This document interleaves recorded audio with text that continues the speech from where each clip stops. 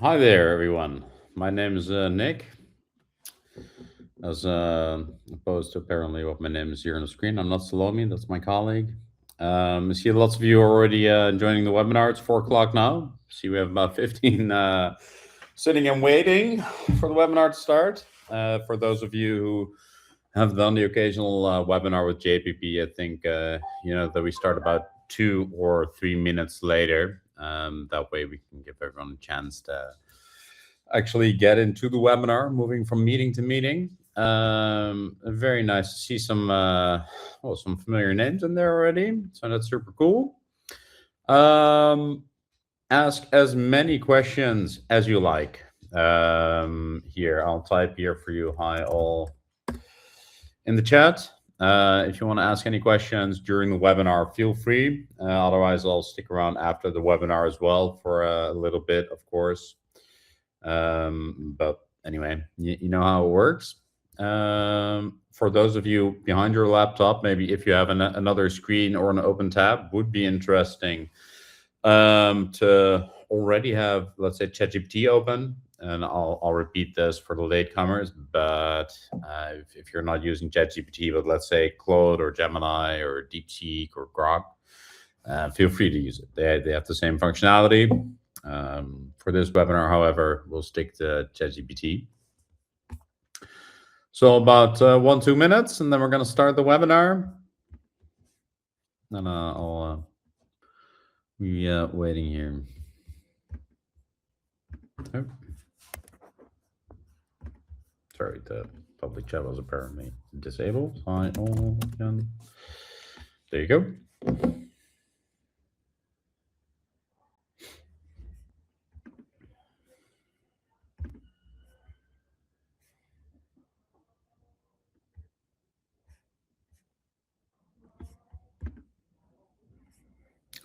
Yeah. So Jay, I'm not Salome. I'm Nick Veringmeijer.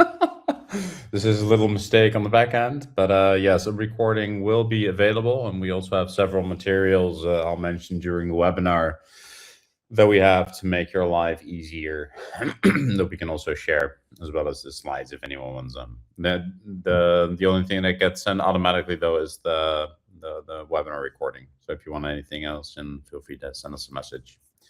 Okay, so it's 4:02 now. Let's get started.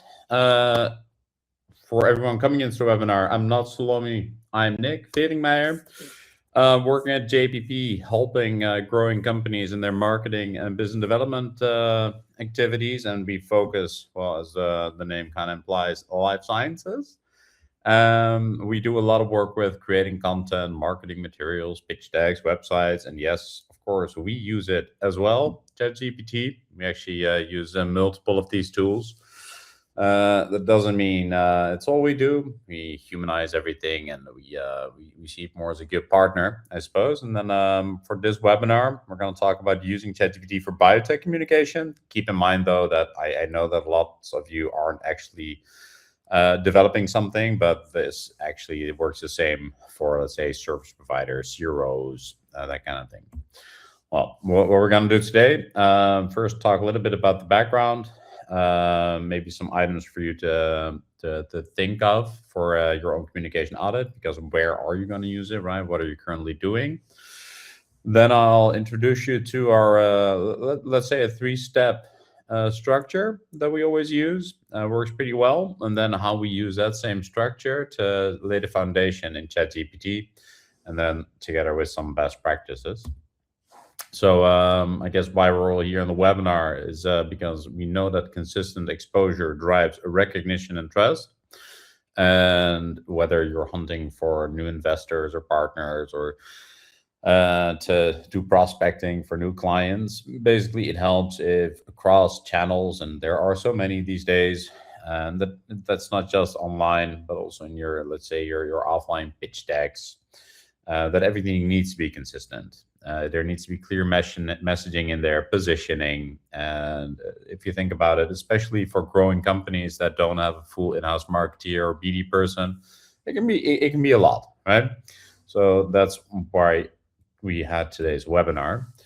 Some pain points here that we see is that these are fancy ways of saying that actually everyone has a chronic lack of time in biotech. And let's be fair, I've never heard any CEO say to me, Nick, marketing is our first priority. That just doesn't happen. So we try to make life as easy as possible. And then instead of just diving into separate little things, we do like it when we work, for instance, in campaigns and where we take a whole bunch of random messages and turn it into an actual strategy. And especially complete strategies, if you look at it holistically, it's lots of different items. It's hard to be consistent that way and actually to execute all of it. And I think with the people using AI, you probably already have some experience. That process at least got a whole lot easier if you make use of it well. Well, then if you want to look at, let's say, an audit, I can't look inside all of your companies, right? So that's going to be quite difficult. However, if you want to start looking at this, you want to look at your next step. So are you getting, let's say, seed funding, or are you going to go after venture capitalists? Are you hunting for clients? Then the question should be, how are you reaching your audience? So you do a customer journey. How do you move them from A to Z? Which channels are you using in here? And I just have a whole bunch of these article of channels here. Sorry, my dogs are being super cute here. Whoops.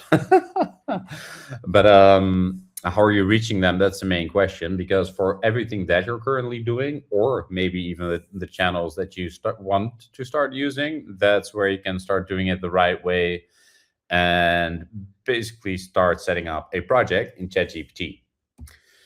So, but before we do that, we need to have a solid foundation. So let me introduce you to what we like to call our favorite framework.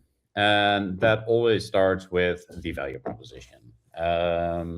We are based in Leiden. We work a lot with startups. We're involved in some training programs for life sciences businesses where they learn all about the various aspects of business. And then the value proposition always comes up. Defines who you serve, what you deliver, why it matters, right? So it's really saying this is our added value as opposed to either competitors or existing alternatives. Every developer in this meeting probably has seen the canvas before. I'm not sure if you all actively filled it out. Otherwise, we'll always be happy to give you a second opinion, because we always feel this is important, because in communication, you want to get it just right, especially with things like ChatGPT and Gemini, like basically every LLM. You may have noticed that all of LinkedIn is sort of overrun with fluff. Well, we try to get more a bit to the point, to keep things authentic, original, and, well, not fluff. But what we also do with this value proposition is that we take it a step further. So what we do is we turn this into a narrative document. And to create it takes some time. You have to get your team together, align everyone. But that can serve as the basis. I'll go a bit deeper in that soon. And then as a third step, you get communication outputs. Well, what we see happening most of the time before we get involved is that, well, there may be some sort of value proposition. Usually there isn't a narrative document. And there's, let's say, a wide scala of communication outputs where people try their best to make fun LinkedIn updates. But the common denominator is usually that they don't reflect back on the same thing. Well, so we always start with the value proposition, so it helps you align, not just you, but you and your team. And then we make sure that it reflects outcomes and impacts, that it basically shows relevance for current context. And then our purpose is it reduces review for all the materials that you want to make after. So if a pitch deck needs to be created, you should always be able to look at your narrative and say, like, well, yeah, actually, so the main structure is already there. This is the scientific message. This is the business angle. It should be there. Added value for this webinar is as well that if you create a document like this, you can use it as one of the source files for a project in ChatGPT, which I'll show you later. Because if there's one thing that these LLMs need, it's for you to teach them before you can actually use them well. Well, coming back to the value proposition one last time. Afterwards, I will mention it again. But if you don't have one, take a screenshot of this or send me a message. Hey, can you send me the presentation? We share with everyone. It's available. But by doing this and asking yourself these questions, by filling out this little story, that usually helps you create a pretty good one. Well, then that narrative, your source file, I think I already explained it a bit, but it has your core messaging pillars, all the supporting messages. Let's say you want to talk to doctors or investors or the layman on the street. They all need to hear something different, right? They see value differently. Well, the proof points that you have, so any data, any case studies, everything, positioning choices, like how do you compare to, let's say, competitors, existing alternatives. The branding can be in there, and then also like what do you tell people at the start to basically how do you get them interested, considering you, and then eventually, well, turning them into your best investor or client. Well, we call it the source file, not because of ChatGPT, but basically for us, it's we use it to create blueprints. So everything you see here, this is the stuff that we usually do, but marketing materials, pitch decks, website structure, and copy. It even goes on the booth, sales collateral, and we also use it for content. So content calendars with articles, interviews, LinkedIn updates, even newsletters. Everything should reflect that narrative. And that really does make life easy. Well, what you could do is if you have ChatGPT open, and let's say you have something of a value proposition or a narrative, and you could go to ChatGPT, just use the Ask Me Anything, open up a new chat, and put in this prompt, for instance. And then you can ask it to make a 10-page teaser deck, pitch deck, whatever you want. So this little narrative, this is our representation of the LLM. What would happen is that it's basically it doesn't have enough information, so it's gonna look at all the information that it gathers from, well, it's training models.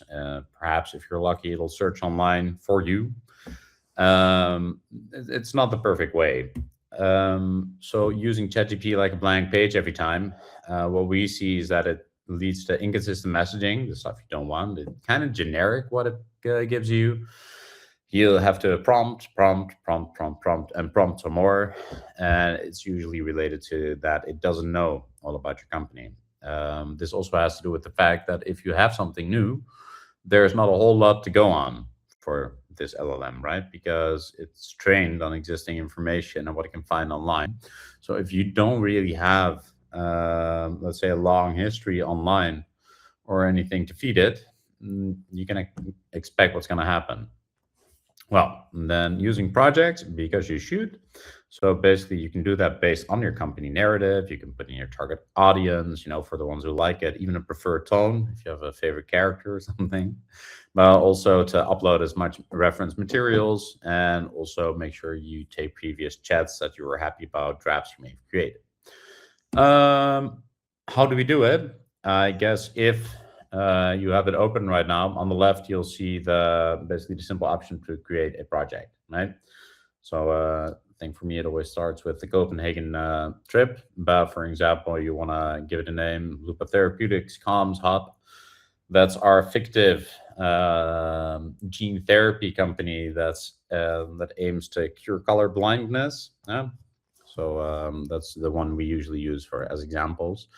Keep in mind that you really want to take one project per company or brand, or if it's, let's say, a bigger company with several solutions, that you pick one, because you can start multiple projects. It's basically to keep the focus on one thing. Well, sorry about the tagline. That was from a different webinar. But then the second step is to gather all your stuff. And what we do see a lot is that a lot of the, let's say, developers and life science companies, there's so much going on. You probably have like 10 different pitch decks. You've presented online on the science, on the business case. You write grant proposals, whatnot.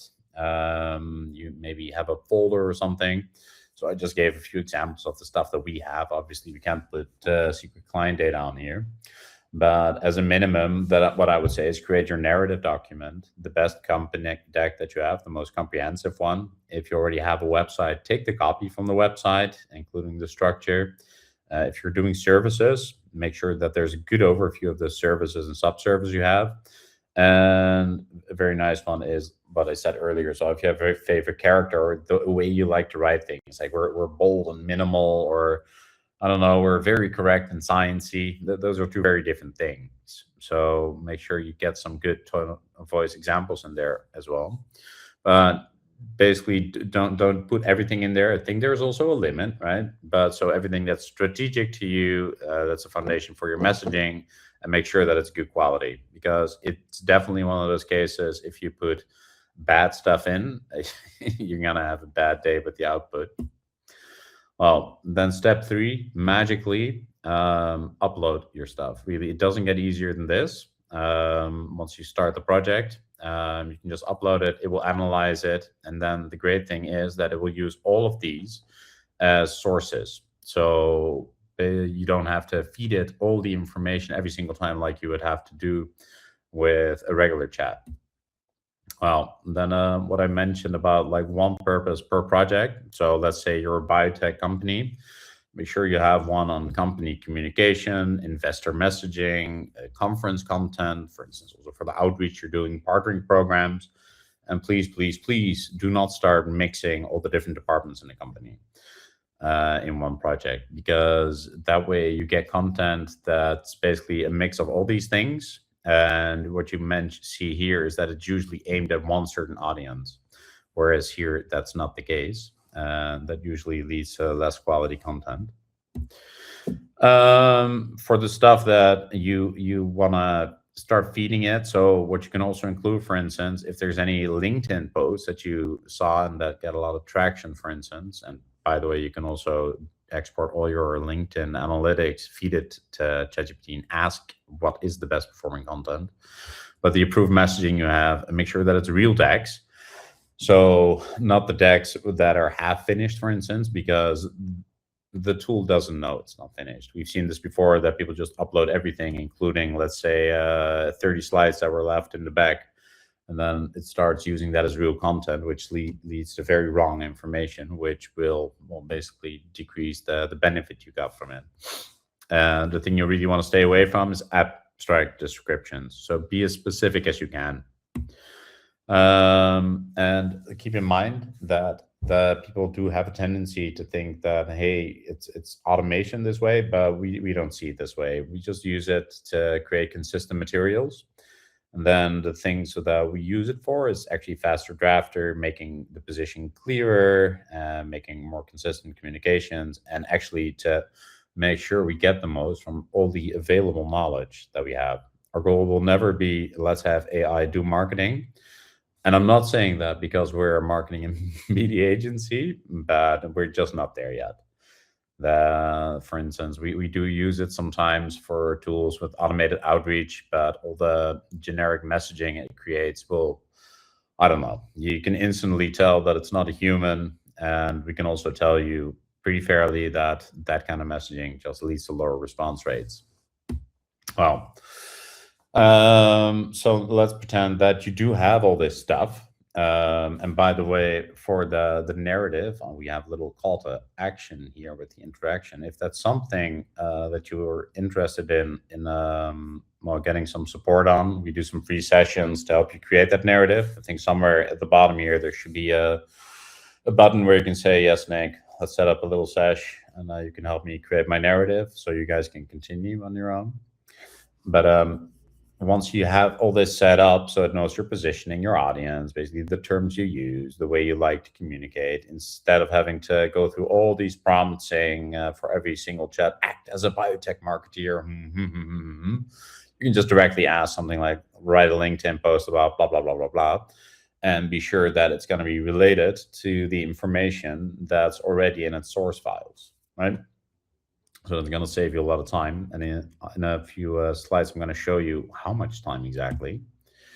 And then I guess my most important lesson, because one of the fun things sometimes I see happening is that people get angry at their LLM. So it's like, it's not doing it. And it's basically, but I just asked you to do this and this. And it starts hallucinating or basically doing things completely different, not being able to comply with basic math.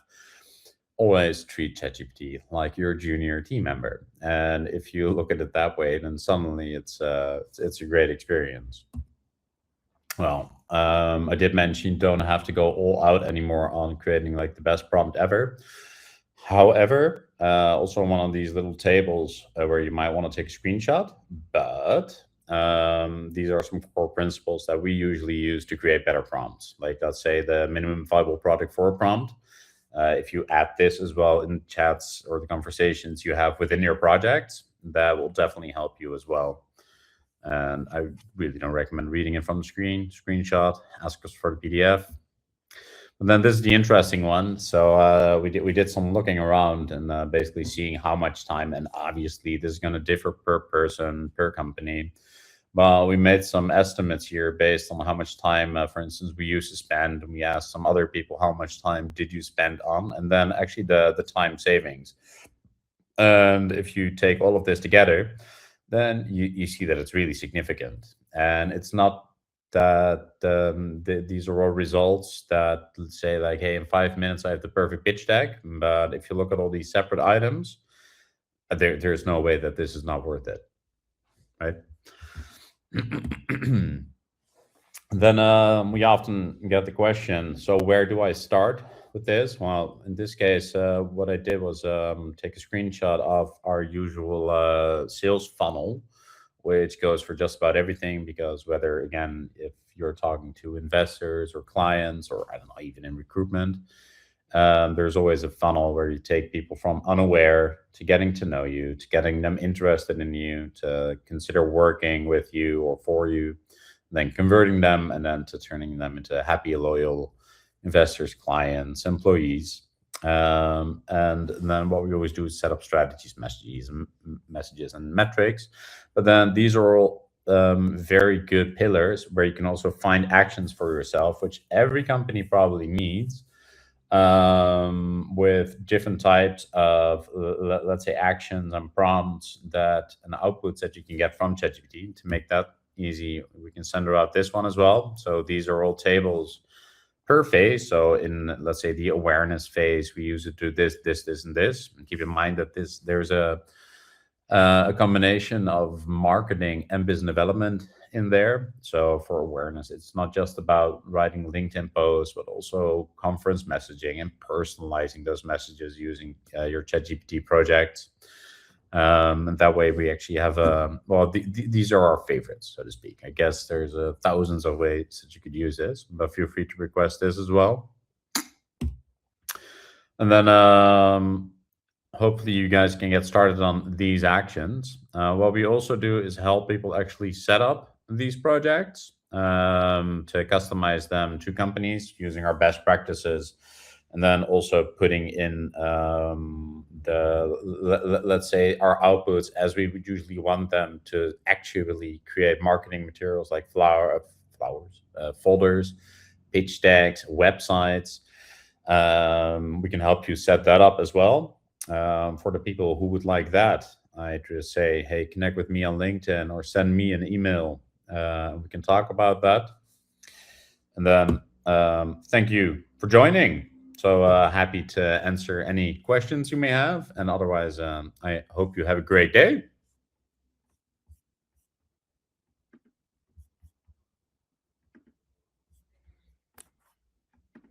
Another question here on the recording and the slides. So yes, the recording will come in automatically. For these slides, just send me a message, because we have to send them manually. The system doesn't do that.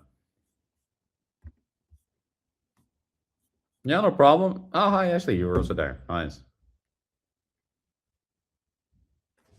Thank you all. I don't think there's any other questions. And otherwise, well, I think you all know where to find me.